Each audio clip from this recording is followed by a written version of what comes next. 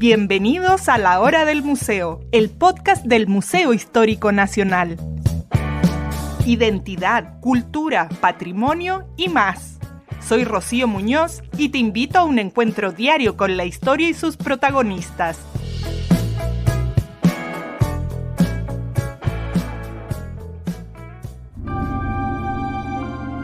Vamos a sumergirnos en las brumas del tiempo para explorar uno de los relatos más fascinantes de la historia antigua, los orígenes de Roma.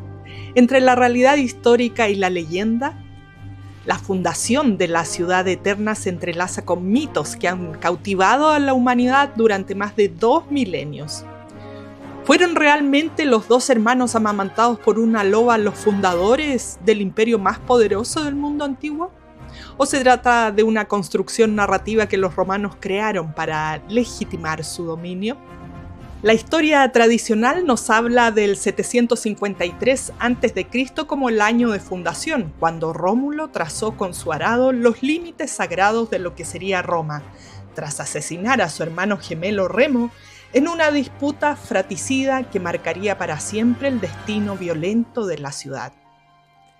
Pero detrás de estos relatos épicos se esconden procesos históricos complejos, migraciones, fusiones culturales entre latinos, sabinos, etruscos y la lenta transformación de pequeñas aldeas en las colinas del Lacio en una potencia que dominaría todo el Mediterráneo. Estos mitos nos revelan cómo los romanos se veían a sí mismos y cómo justificaban su expansión imperial. Nos va a acompañar Pablo Moreno Hort, sociólogo y especialista en historia y arqueología de Roma, quien nos guiará a través de este laberinto entre mito y historia, desentrañando las claves arqueológicas y antropológicas que nos permiten comprender no solo lo que pudo haber ocurrido realmente en esas colinas, junto al Tíber.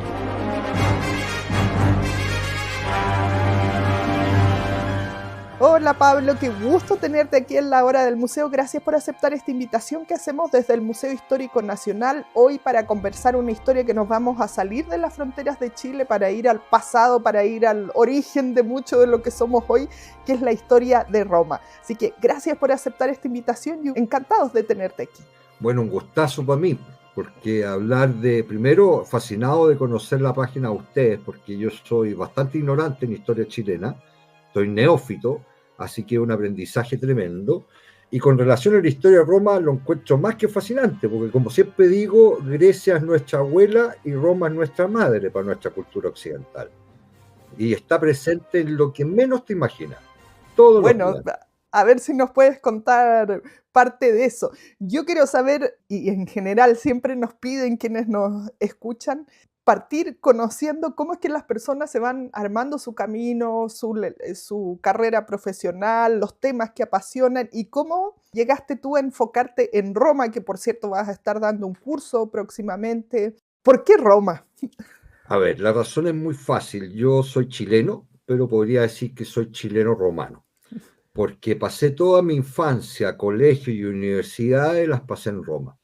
Mi padre trabajaba en Naciones Unidas, en el organismo especializado más grande que tiene Naciones Unidas, que está en Roma la sede, que es la FAO, claro, que es Food and Agriculture Organization. Entonces eso implicó que tuviese una dinámica distinta a los otros hijos de funcionarios diplomáticos internacionales, que están 4 años acá, viajan fuera, vuelven a la sede, etc. Yo pasé en total como 12 años con mis papás y después me quedé unos años solo terminando mi carrera de sociología.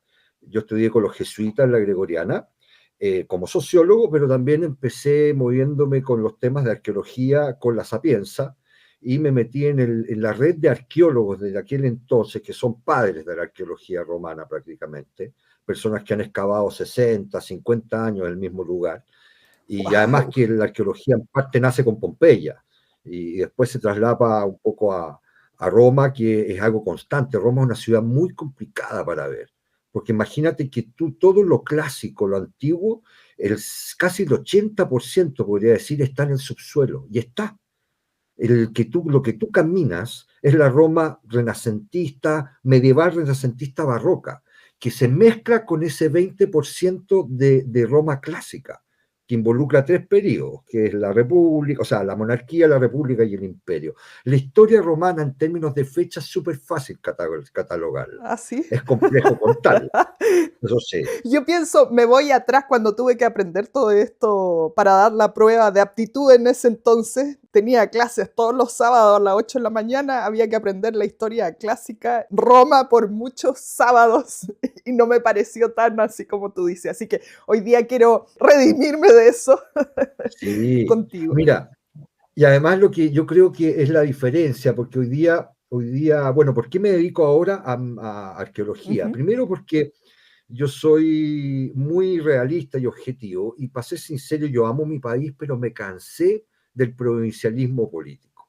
Hoy día todo lo politizan y no hay transversalidad. Hasta el pingüino de Humboldt, yo me dedicaba a temas de biodiversidad, le pusieron bandera, entonces ya córtala. Vuelvo a mis pasiones originarias, porque mi pasión primaria es la arqueología y la historia de Roma. Y cuando yo llegué a Chile, regresé el año a comienzos de los 90, tal como decía Neruda en sus memorias, el que no conoce los bosques del sur no conoce el mundo. Tal cual, yo conocía buena parte del mundo porque venía de vacaciones a Chile y paraba en otros lados. Chile está al fin del mundo, además. Y me fui a vivir al sur y me enamoré de nuestra biodiversidad. Y me enrabié también, me dio mucha rabia el compatriota que no valora lo que tiene, su patrimonio tanto natural como el patrimonio cultural. Ujú. Entonces, quién sabe, eso ha hecho que yo me meta poco en la historia chilena, porque mis compatriotas hay gente como tú que valora, pero casos como que la iglesia de San Francisco la pintan y al día siguiente la rayan, Es es un atroz, tema de cultura, de sí. educación, ¿entiendes? Que no podamos ver nuestra fuente alemana, la fuente que está ahí regalada, todavía está toda empapelada porque estuvo rayada, es falta de educación. Los pueblos crecen en la medida que valoran su patrimonio. Eso es lo que los hace grandes. Y Chile le cuesta porque estamos muy centralizados. Cuesta mucho, ¿ah? Pensando yo en esto que dices, se me vienen un montón de edificios patrimoniales más y como tú dices, bueno, no solo lo arquitectónico, sino también lo natural. Y pensando en Roma, que han pasado miles de años y están ahí aún estos vestigios.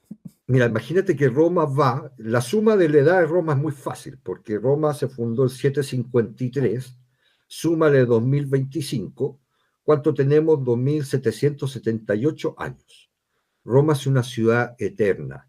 Y Así es. hay un escritor que ni siquiera era romano, se llamaba Silvio Negro, que decía, Roma non basta una vita per conoscerla, o sea, no Mm. basta una vida para conocerla. Y es lo mismo que hoy día, no basta un podcast para contarla. Claro, vamos a hacer aquí lo posible y esperamos tenerte más adelante para seguir hablando más detalles de Roma. Exacto. Y un poco para terminarte la idea, el meterme yo al tema histórico, aparte de la pasión, la arqueología tangible, que es lo mío, vinculado obviamente a la historia, es un poco reescribir y reinterpretar la historia en base a los hechos contemporáneos, o sea, la arqueología, a técnicas científicas como el carbono 14, el potasio argón, que te datan fechas exactas, y además que la arqueología, lo choro, es que es una de las pocas ciencias que le puede tapar la boca a los historiadores.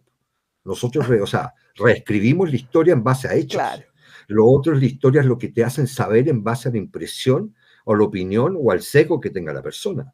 Entonces, mis charlas en qué destacan. Por ejemplo, si yo te hago una charla a Nerón, yo te desmistifico, y es lo que dicen hoy día los historiadores, Nerón nadie cree que quemó Roma Mm. hoy día. Nerón tenía 14 años cuando asumió. Oh. Era un hijo de familia rica. O sea, Nerón tampoco quemó a tantos cristianos como se piensa. Él se quitó el pillo.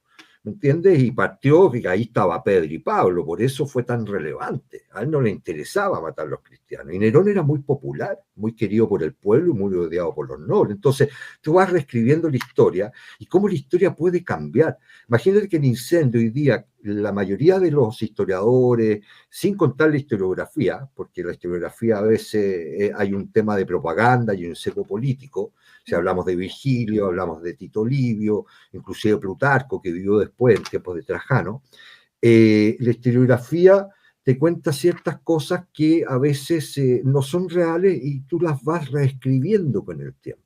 Claro. Y eso ha pasado, imagínate que hoy día los historiadores saben que el incendio no lo inició Nerón, que se inició probablemente porque había muchos incendios en Roma, en un verano muy caluroso. Claro, con el calor que hace en Exacto. Roma En el sobre 40 grados. 64 y se expandió, exacto, y coincidió que existieron vientos en esos 3 días que duró el incendio que propagaron. Entonces, fue tal la destrucción que generó ese incendio, que habían existido a otros antes, que ahí, bueno, vino toda o sea, ¿qué ejemplo te quiero contar? Imagínate que el incendio parte por una lucerna, que es una lámpara de estas que se usaban de aceite, en una ala, en una curva del Circo Máximo, que es totalmente identificable, donde habían bodegas y se guardaba mucha madera. Entonces, imagínate, si no se hubiese quemado esa bodega, esa bodega no hubiese quemado el resto de Roma. A Nerón no le hubiesen echado la culpa. Nerón no va a pillar a Pedro y lo martiriza ahí en el Circo Vaticano, donde está San Pedro al lado, y hoy día es lugar de culto de toda la cristiandad, en la tumba de Pedro. O sea, el cristianismo hubiese sido distinto. Todas estas cosas de lo que puede pasar con ciertos hechos en la historia es sumamente entretenido, porque da para mucha interpretación. Bueno, tanto que decir de Roma, ahora que hablabas de Nerón, estoy pensando, yo creo que todos nos hacemos la imagen con las películas, donde Nerón es como un gordo, así que El no le malo. importa nada, malo, y ahora que dices tenía 14 años cuando asume, como que me cambió drásticamente y me hizo darme cuenta que en realidad muchas cosas que damos por sentado que fueron así, la hemos visto a través del cine de Hollywood. Sí, pues y ese cine que es maravilloso también. Por ejemplo, Nerón, ¿cuál es el ícono de cine? Es Peter Ustinov. Es un actor ahí cuando canta, cómo se quema Roma. Y hay hechos científicos, por ejemplo, ¿cómo iba a cantar Nerón que se quemaba Roma desde su terraza si su palacio se quemó? Después, cómo Nerón, por ejemplo, hay arqueólogos que se dedican, arqueólogos forenses, que, por ejemplo, la madre de Nerón mandó a matar al supuesto heredero que le tocaba en ese tiempo, y Nerón no era tan, era un poco, tenía 14 años, entonces lo mandaron a asesinar. Y lo dicen, según los escritos, que lo envenenaron en una comida y se murió ipso facto. Eso es imposible en aquel tiempo. Se hizo una investigación años atrás en la Universidad Americana de todos los venenos más tóxicos de Ujú. aquel entonces. Y la mayoría, los 30 que detectaron, todos vegetales Mm, prácticamente, y el peor era la cicuta. claro. Y la cicuta no te mata inmediatamente. Entonces ahí hay un tema de mito. También algunos dicen que Nerón mató a su madre a través la trató de asesinar en un barco y ella caminando en el barco se caía al mar. Sabían poco física. ¿Cómo se va a caer una mujer a un mar si el barco está flotando, la presión no da y si se rompe se inunda el barco? Entonces, son puras contradicciones que la historiografía nos ha hecho creer en mala hora. Y hay películas que ayudan y otras que no. Por ejemplo, Gladiador 1, estupenda, tiene errores historiográficos, pero está en lo grueso muy bien hecha. Gladiador 2, una mula. Nunca he visto un rinoceronte domado, ni tiburones en la naumaquia. Y además que cuando se hizo la película que habla de Komodo, el Coliseo ya no se inundaba. El Coliseo se Mm. inundó por pocos años hasta que hicieron los subterráneos.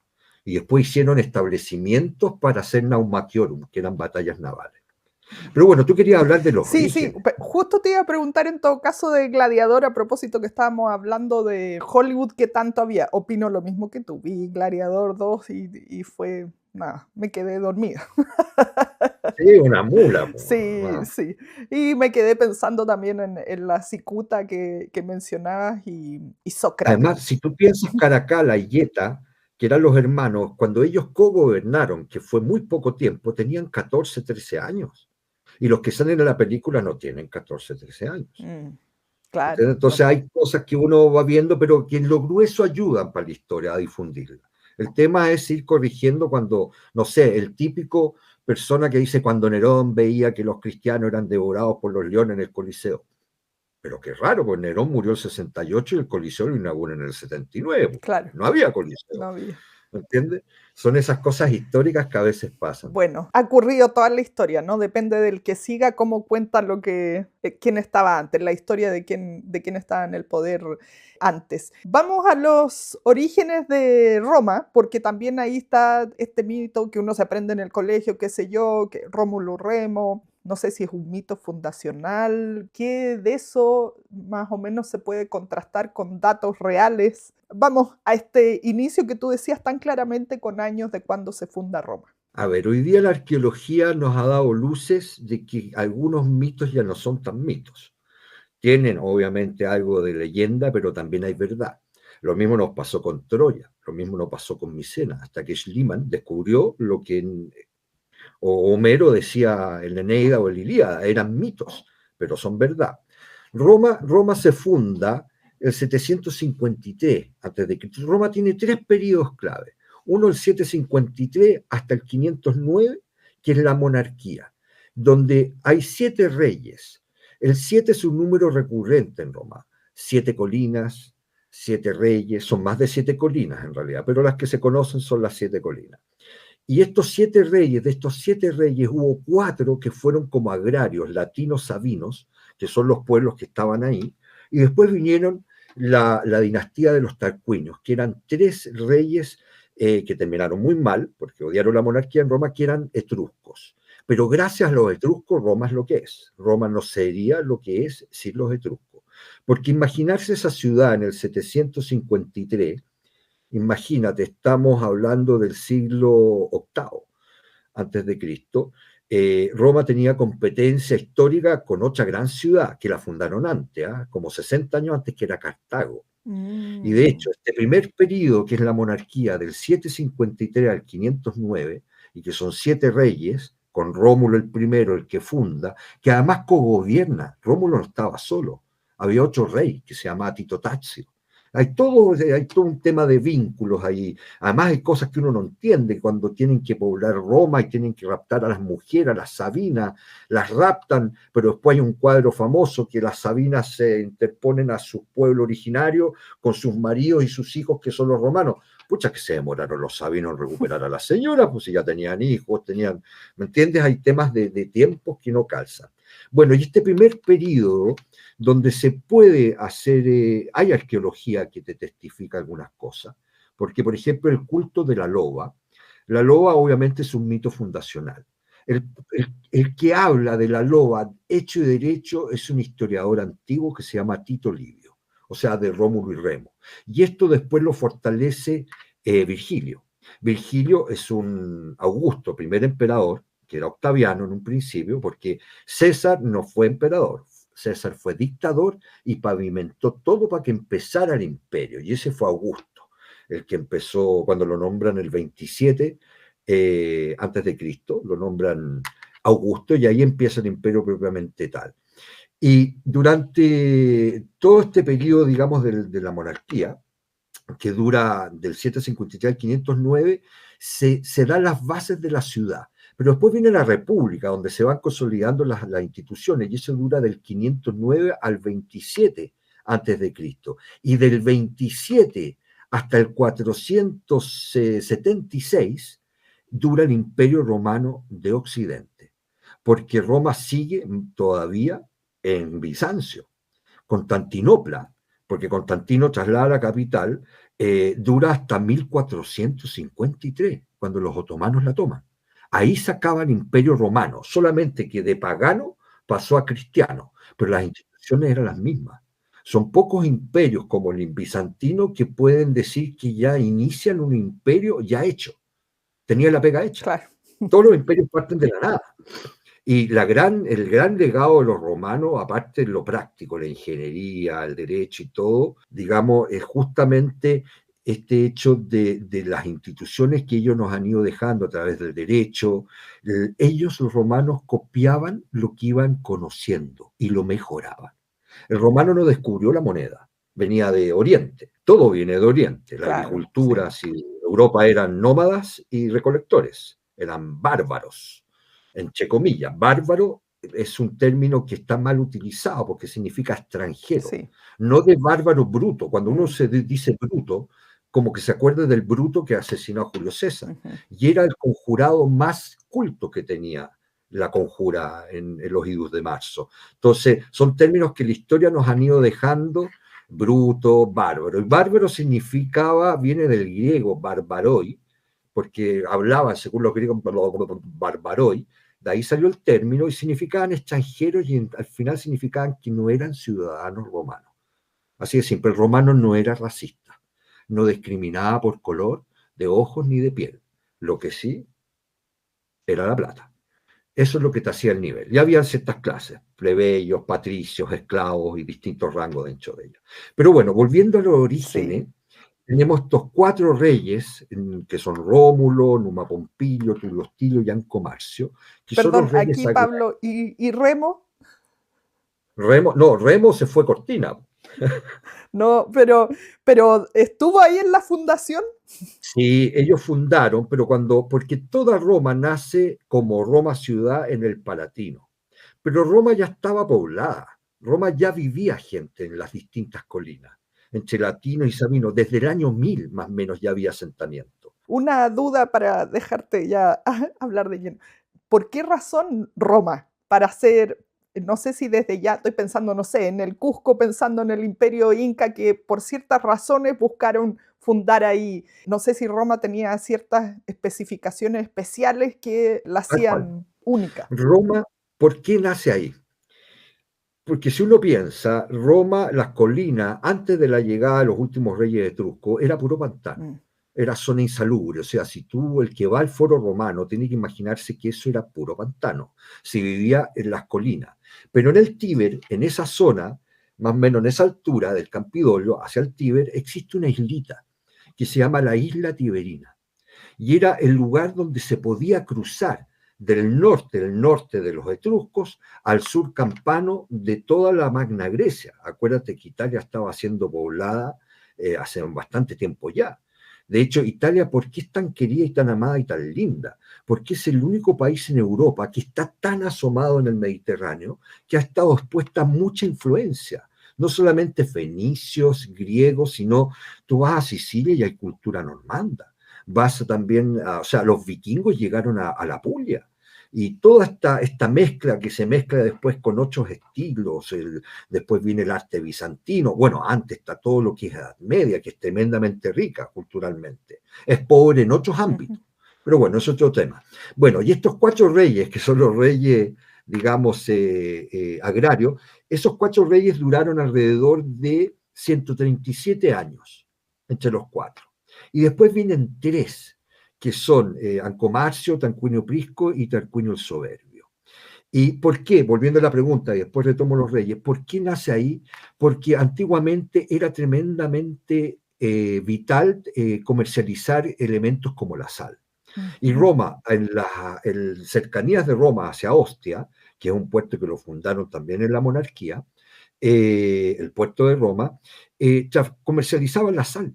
De hecho, hay una calle, todos los caminos conducen a Roma, la vía Apia, la vía, bueno, está lleno, la Tuscolana, la Casia, pero hay una que se llama la Salaria, y es la que va hacia Ah. el interior, y es donde transitaban los campesinos para comercializar la sal. Y la sal era vital para los animales.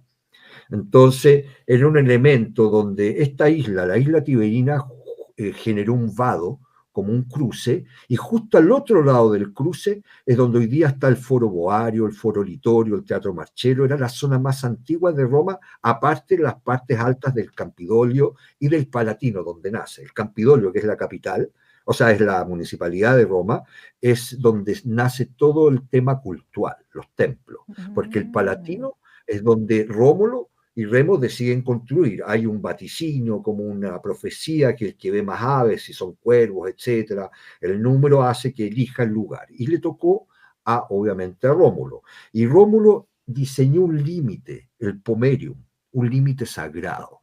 Y obviamente Remo, caso omiso, lo cruzó. Y ahí dice la leyenda que lo mató. Pero Rómulo y Remo también es un hecho fundacional, que yo te decía que viene de Tito Tasio, porque todos hablan de la loba, ¿no es Claro. cierto? La loba, y que fueron abandonados por su tío, que era un usurpador, estaba Mintor y Amulio, y Rómulo y Remo son hijos de una vestal que quedó encinta, o sea, para decir que no se fue no sé, de parranda, Ujú. digamos, se le inventó que fue embarazada por un dios, por Marte. Marte y Rea Mm. Silvia generaron a Rómulo y Remo. y los abandonan porque no quieren que haya descendencia. Y como esa zona era toda pantanosa, eran épocas en que el Tíber subía y bajaba, y los abandonaron en río, pero alto, después bajó y quedó atascado, y ahí viene la leyenda de la loba, que Ah, la loba los agarra y los ujú. amamanta hasta que llega un pastor de la zona que se llama Fáustolo. Y Fáustolo tenía una señora que se llamaba Acalarencia, y Acalarencia era una loba. ¿Qué quiero decir con una loba? Era una prostituta. Hoy Ah, día, genial esto que nos va descifrando los códigos de esta historia. exacto. Entonces la leyenda es Rómulo y Remo, la loba, hay un cuadro de Rubens muy famoso que muestra a Rómulo y Remo ahí con la loba y la rea Silvia echada y Marte que está atrás, ¿no? Marte es como no sé, como el Espíritu Mm. Santo, en este caso. No digo que rea Silvia sea la Virgen, pero Un poco parecido a la historia de la Virgen María, de alguna manera. Bueno, por ahí se debe haber fusionado la historia que... exacto, y para que veas todo este tema, digamos, de propaganda, que Augusto lo potencia con Virgilio, porque Virgilio hace la historia más atrás, hace el vínculo con Troya, con Eneas. Eneas que sale de fugado de Troya después de que la toman y viaja por el Lacio, Eneas como un Ulises versión italiana, porque se viaja hasta que llega al centro y ahí empieza la génesis de la Roma antigua. Rómulo y Remo vienen bastante tiempo después, pero son Ah, descendientes de Enea. Y todo esto son los descendientes de la primera dinastía de emperadores, o sea, de Julio César y de los Julio Claudio, de Augusto, de Tiberio, de Calígula, Claudio y Nerón. Esos cinco, los primeros cinco emperadores, los Julio Claudio se llamaban, tienen un origen divino, o sea, tienen a Marte y tienen a Venus, porque Venus era la madre de Eneas, que era Afrodita. Acuérdate que los nombres, la mitología, los romanos copiaron de los claro, griegos muchas cosas sí. y la modificaron y después sacaron lo propio. El griego nunca logró ser tan práctico como los romanos, y tú lo ves en la arquitectura. Ellos construían con bloques ciclópicos, el Partenón y todo eso. El romano evolucionó con el ladrillo que venía de Oriente, pero ellos, la medida, los tipos, y inventaron el cemento hormigón. Hay un estudio en la Universidad de Wow. Virginia que el cemento hormigón con tierra pozzolana, que es una tierra volcánica que con el agua se endurece, es más resistente hasta el día de hoy que el cemento hormigón contemporáneo. Bueno, por Y eso eso fue lo vemos que hizo el Roma puerto. todavía de pie, a Por pesar eso de los los puertos, miles de además años. que había otro factor, ahí fiscalizaban bien, si tú lo hacías mal, te ibas cortina nomás. Hoy día la fiscalización acá, nadie se va a No, cortina. bueno, hemos visto varios errores ahí que continúan con cero fiscalización en la entrega de obras aquí en Chile. Entonces, un poco volviendo al tema de la lupa, de la loba, hay un mito que obviamente es la loba, que eso lo potencia Tito Tasio, perdón, Tito Livio.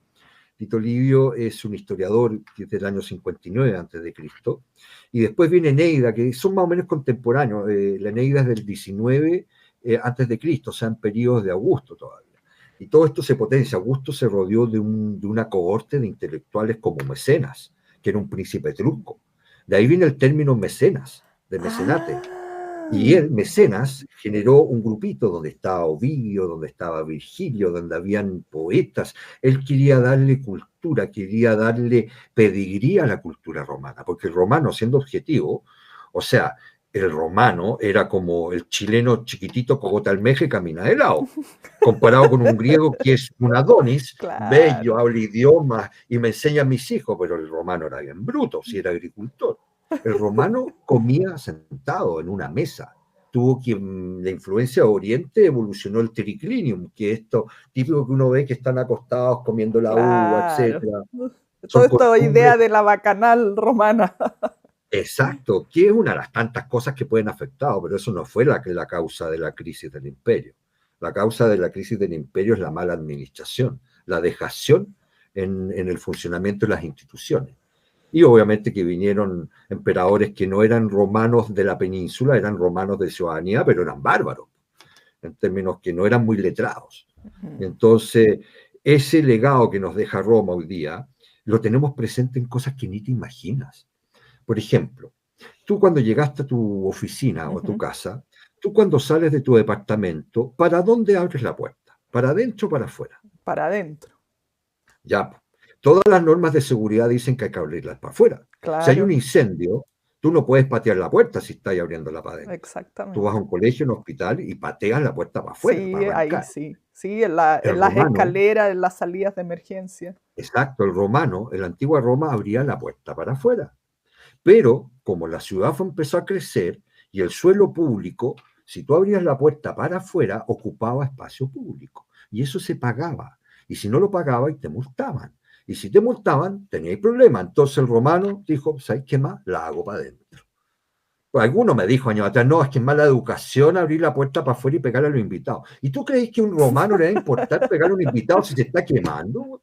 ¿Me entiendes? Entonces, hay cosas tan comunes del diario vivir. Los conceptos o palabras, palatino, de palacio. El palacio como concepto nace en Oriente, pero el romano lo conoció allá, pero ellos forman el palatino. Y ahí viene el concepto de los palacios. El término moneda. La moneda la inventan en Oriente también, pero hay un templo al lado del Campidoglio de la municipalidad que se llama de Monetas, que se manejaba el tema financiero, y de ahí queda el término, o sea, y sin entrar al derecho, a la arquitectura, que es un legado tremendo el que tenemos. Yo soy como la película ese, Mi casamiento griego, ¿ah?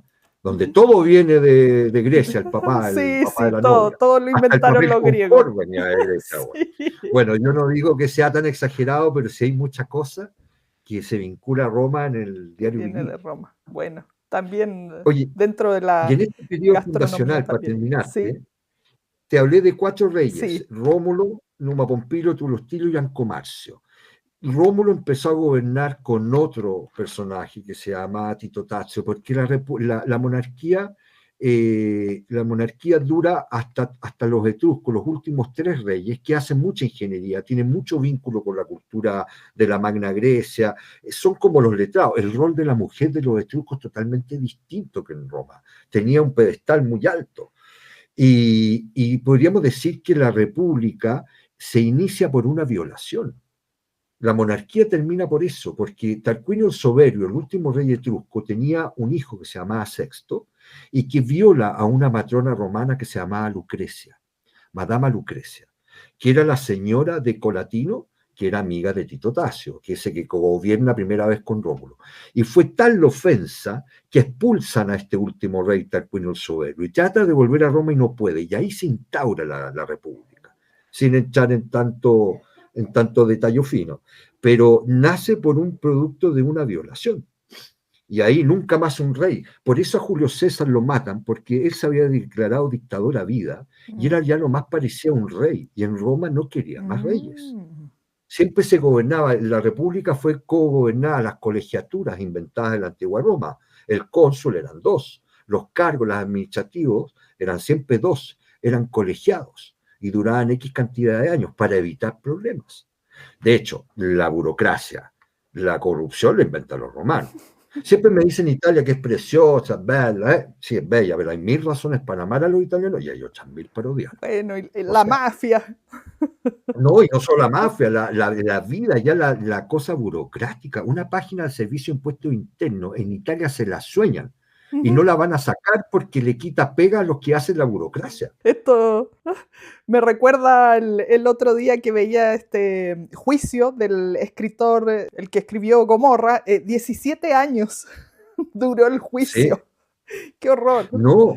Imagínate que hay mafiosos que pasan 30 años en la titanza, o sea, escondidos, en cuevas, tienen toda la plata del mundo, porque la mafia más grande hoy día no es la mafia, la Cosa Nostra, la Ujú, mafia es un nombre ujú, genérico, ¿ah? En Italia hay 4 mafias, uno es la Cosa Nostra de Sicilia, tienes la otra que es de Nápoles, que es la Camorra, mm, que es la más antigua, todas tienen origen español a todo esto. O sea que la mm, culpa es de los españoles, no, ujú, no, no es. Después tienes la peor de todas, que es la Drangheta, que es en el sur, en la Puglia. Y esa es la que trafica armas, es la que está presente en todo el mundo. Y mm, después tienes bandas, tienes la Sacra Coronunita en la Puglia y en Roma, que es un caso aparte. Roma y los romanos son aparte. La mafia interactúa, pero con las bandas locales. En sus años fue la banda La Magliana, ahora hay una mafia de los gitanos, la Casa Mónica, y bueno, siempre van a haber mal uno, no es que tú lo sientas, en el sur se Mm. puede sentir un poco más, si tú te vayas a vivir, porque ahí llega el pizzo. El pizzo es cuando te vienen a cobrar la comisión. Si tú no me pagas algo, se te puede quemar la A pescadería, ¿me entiendes? extorsionar. Total, eso, los mafiosos viven de eso. Entonces, hay mil razones, como te decía al comienzo, para amarlos y hay otras mil por odiarlos. Y todo lo que es la burocracia, esta violencia, lo que tú ves en el sur, que lo ven tan pobre, el sur quedó pobre porque cuando unificaron Italia lo dejaron empobrecerse. Nápoles fue la primera ciudad en Europa, o la segunda, creo, que tuvo alumbrado público, Mm, 1800 algo. wow. El primer ferrocarril que hicieron los Borbones. Hay un palacio, está lleno de palacios, Goethe, la Belle Époque, todos escriben sobre el reino de Sicilia o de las dos Sicilias o el reino de Nápoles, que se cruzan después, acuérdate que aquí está lleno de reino hasta que llega la unificación. Y cuando se une Italia, el sur de Italia queda como sola. Y ahí empieza la decadencia y empiezan los del sur a trabajar al norte. Mm. La cultura llega siempre del sur y se va desplazando hacia el norte. Y las lucas quedan en el norte. Bueno, Pero eso no significa... oye, hoy día vemos toda esta moda de las casas a un euro o precios muy baratos que están justamente ahí en el sur de Italia. Exacto, igual tienes que invertir algo, pero poco. Pero el tema es que tienes que irte a lugares que son preciosos algunos, Sí. pero lo que buscan es cuidar el patrimonio. Ujú. El patrimonio porque son casas que a nosotros nos impresionan porque son de origen medieval, son Antiquísima, renacentistas, claro, y son obras de arte. O sea, así la es. cultura tú en Europa la vives en todos lados. Yo siempre digo, en Europa, en Italia, en mi caso, que Italia es un caso muy excepcional, especialmente Roma. Roma es ciudad de récord, es la ciudad eterna. 2.700, ¿cuántos años? De 78 años, pero el récord, y los récords no son solamente su antigüedad, son la cantidad de iglesias. Roma tiene más de 900 iglesias, se cree. Y de esas, mira, los cristianos, los católicos conocen mejor Roma. ¿Sabes por qué? Y eso me pasó a mí. Cuando yo llegué con mis papás, nosotros como por 5 años seguidos íbamos todos los domingos a una misa distinta, para conocer una Claro. iglesia distinta. Y son Y impresionantes. así, Además, por fuera parece que no hubiera nada y uno entra y es, pero no, y además algunas son cuesco de otras. Imagina que de esas 900 iglesias, más o menos, deben haber unas 56 que son basílicas paleocristianas, que estamos hablando del siglo IV hasta el siglo wow. VII, que son antiguas, porque hay iglesias constantinianas, como San Pedro, San Juan de Letrán, distintas iglesias que son del tiempo de Constantino Santa Elena, y después que son poco después, porque Roma, bueno, el tema de la iglesia es un tema aparte. Hay iglesias patriarcales, que son las donde el Papa da misa, y donde están las Mm. puertas santas, que son 4, Santa María la Mayor, San Juan de Letrán, San Pablo y San Pedro. La más antigua es San Juan de Letrán. Esa es la basílica, es la catedral de Roma, más Mm. importante que San Pedro, porque el Papa es obispo de Roma y la iglesia de Roma es San Giovanni Laterano. Mm. Y después tienes otras iglesias que están incluidas en la ruta de lo que hay ahora, pues ahora hay 35 millones de feligreses que este año Jubileo. tienen que haber ido a Roma. Exacto, que es cada 25 años. Antes era cada 100, pero los romanos en el primero reclamaban, oye, pero si aquí yo con 100 años no alcanza ni mi nieto a llegar. Así que lo acortaron a 50 y después quedaron en 25 años, habiendo jubileos extraordinarios entre medio. Yo viví uno con Juan Pablo II. El último, el 2000, yo ya me había regresado.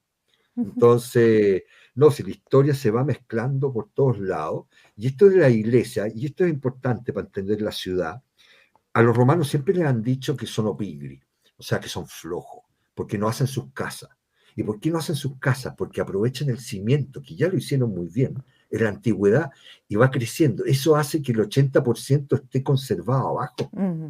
Si abajo hay cosas. Por eso el metro en Roma se demora décadas. Sí, alguna No vez porque leí en la National Geographic que, claro, no se podía avanzar nada porque todo tienen que paralizarlo porque algo aparece. Exacto. Entonces, todo este periodo de la monarquía, que es lo que consolida la ciudad. Primero el primer rey etrusco, que era Tarquinio Prisco, hace la cloaca máxima. Ahí Mm. justo donde está la isla Tiberina, que yo te Ujú. mencionaba, parte hacia el foro, va quebrándose así un desagüe que era descubierto y después lo tapan. Hasta el día de hoy funciona la cloaca máxima. Wow. Yo he hecho giras de turismo, de grupos, que le doy sentido, porque lo entretenido de Roma es que es muy tangible históricamente. Claro, uno puede ver ahí de lo que Entonces, está hablando. imagínate que yo te invito y te llevo a la Cloaca Máxima y aprovecho contarte la historia de San Sebastián. Todos conocen a San Sebastián, centurión romano que fue martirizado con la flecha, ¿no es cierto? Que uno lo ve clavado de flecha, el pobre, que no murió con la flecha, lo tuvieron que rematar. Mm, Y cuando lo mataron, lo tiraron a la Cloaca Máxima. Y según la mm. historiografía, el cuerpo quedó atascado en una curva, en un recodo del Velabro. Y ahí lo rescató una santa que lo limpió y se le llevó a la Vía Apia, donde lo enterró en las catacumbas de San Sebastián. Bueno, yo bajo a la gente, tengo que pedir permiso por la Cloaca Máxima, no es que entre a cada rato, y lo llevo al recodo del Velabro, y ahí les cuento la Ah, historia. Entonces, la gente cuando escucha, oye, y ahí quedó San Sebastián, porque hay cosas que son verdad y otras que son mulas. Hay un tema de fe también en el sí, por ámbito cristiano. supuesto. Si yo cuento la cantidad de cruces que he visto en mi vida, ya construí el Arca Nuevo. Son muchas. Y tres cabezas de Juan Bautista he visto como tres, pues entonces no sé con cuál quedarme. Que ese es otro tema, el tema de las reliquias. Santa Catalina Ah, de Siena, está claro. enterrada en Siena la cabeza y el dedo. En Roma está el cuerpo. Ah, Entonces, es un tema ahí de. Y en una iglesia maravillosa que está al lado del Panteón, Santa María sopra Minerva, que es una iglesia, la única iglesia gótica que hay en Roma. Y mira, y tú entras y está enterrado, ¿cómo se llama? Fray Angélico. Tienes una estatua del Cristo Redentor de Miguel Ángel. Tienes una capilla pintada por Filippino Lippi. No, si allá la wow. obra, la cultura en Sí, Italia, en Roma, se te impregna aunque no la quieras. Eso es lo impresionante. Como acá es la naturaleza, sí, que el chileno valora poco, se preocupa cuando ya está el problema, sí. entonces es reactivo y eso no me gusta. Eso no me gusta porque generamos daños a nuestro patrimonio natural como cultural que después son irremediables. Así es, no hay vuelta atrás. Bueno, Pablo, no sé, esta conversación en el fondo nos deja como peor que antes, porque cuando uno se entera que no sabía nada, ahora hay más que conocer todavía, así que yo espero que nos volvamos a encontrar pronto para seguir conversando de otro capítulo de Sí, esta si quieres ciudad definimos eterna. temas. Podemos hablar, por ejemplo, si hablamos del barroco, el barroco nace en Roma. El embrión del barroco es Caravaggio para mí, que es Mm, un pintor que muere en 1610, espectacular, Michelangelo Merisi. Caravaggio. Exacto, que es uno de mis preferidos. Yo he dado charlas, cursos, investigado y escrito sobre el Caravaggio. Yo he publicado poco en Chile, más en Italia y algunas cosas en revista acá. Y, ¿cómo se llama? El embrión del barroco, porque el barroco en Roma tú dices Bernini, Borromini. Cuando murió Caravaggio, Bernini tenía 14 años. Con eso te digo todo. Entonces, eh, todo ese barroco que nace en Roma se va a España. De Mm, España después emigra para acá, sale el churrigueresco, el plateresco, el arte colonial, claro, pero el todo arte viene del colonial. concepto de plaza, no de ágora, Mm, sino de foro o de campamento romano. Hagamos un campamento que tiene una calle, el decúmano y el cardo, que hace una cruz, al ujú, medio el jefe, y esa es la estructura de gran parte de las ciudades europeas hoy día, mm, que se fundaron. Entonces, la única ciudad que no tiene un esquema coherente es Roma. sí. La única. Las demás Sí. todas, urbanísticamente hablando, son súper ordenadas. Y para resumírtelo, la importancia de la monarquía, con estos reyes etruscos que fueron tan odiados, el último por lo menos, no hubiese existido Roma. Porque hicieron el circo máximo, hicieron la cloaca máxima, o sea, bonificaron para poder habitar una ciudad que era insalubre, se vivía solamente en las colinas y se relacionaban entre ellos y ahí viene todo el tema fundacional, que raptan a las mujeres, etcétera, etcétera. Y viene la historia después que procede con la República, sus Ujú, instituciones, las guerras púnicas, vamos consolidando porque Roma parte como un punto y termina generando un imperio que no fue el claro. imperio más grande del mundo, pero sí el mejor. Fue el modelo del resto de los imperios en términos de administración. Los griegos no pudieron, porque los griegos se peleaban entre ellos. Tebas, qué sé yo, Atenas, qué sé yo, Esparta, eran ciudades-estado. Roma partió como una ciudad-estado, pero una hegemonía que fue chorreando la península, y después el Mare Nostrum, que Ujú. fue el Mediterráneo, todo esto en la República, y con el imperio llegan a la máxima extensión, con Trajano, ¿no? Si eran unos bestias. Y eran bien bestias cuando se ponían algo en contra, porque el romano, eso que muestran las películas, que llegaban y destruían, no llegaban y destruían, pero si veían un atisbo de rebelión o de que le llevaban la contra, bueno, quemaron Jerusalén, los de Masada se suicidaron antes que los agarraran, eran brutales. Además que el concepto en la antigüedad de la violencia como de la esclavitud era otra visión. Sí, Eso nosotros no lo podemos concebir, esa por violencia ni la supuesto. esclavitud, pero eran vitales. Yo soy malo para hablar, ¿te has dado No, cuenta? Por eso no podemos juzgar con los ojos de hoy teniendo derecho humano y todo lo que pasaba hace miles de años. Pablo, muchísimas gracias por esta conversación. He aprendido y me he entretenido un montón. Me quedo con muchas ganas de que sigamos conociendo más de esta historia de Roma en otro episodio. Sí, pues yo aprovecho de invitarlo porque el curso, que es un curso largo, parte el próximo lunes, no este. O sea, no hoy día, sino el próximo. Y ahí vamos desde los orígenes, desde la monarquía, vamos a pasar por República e Imperio de una forma distinta, como lúdica, porque lo entretenido de la historia es hacerla entretenida. Así es. Si a ti te la hacen latera, es una lata, es como la matemática. Si la matemática te enseñan bien, es un juego. Sí. Si te la enseñan mal, es un martirio. Para mí fue martirio. Pero ahora me abuené con la matemática. La historia es lo mismo. Es la misma cosa. ¿Qué lata un ladrillo de nombres, de lugares, de fechas? Pero si le dais un contexto, no sé, pues yo te hablo de Julio César y te lo chilenizo. Si Julio César hubiera estado presente hoy día y no se hubiera declarado dictador, hubiera estado en DICOM. Sí, seguro que estaba en DICOM. Y además los complejos de las varices, de la pelá, la eventual epilepsia que tenía, y millones de cosas. Pero bueno, la historia entretenida. Yo te doy las gracias por este espacio, ¿eh? Así que ya tienes un fan ahí del museo. Cuando tengo tiempo, verme todos los reels que tienen, porque son hartos. Así es. Muchas gracias, Pablo. Y te felicito. Un gusto, ¿ah? Esto fue La Hora del Museo, un encuentro cotidiano con nuestra historia, el podcast del Museo Histórico Nacional.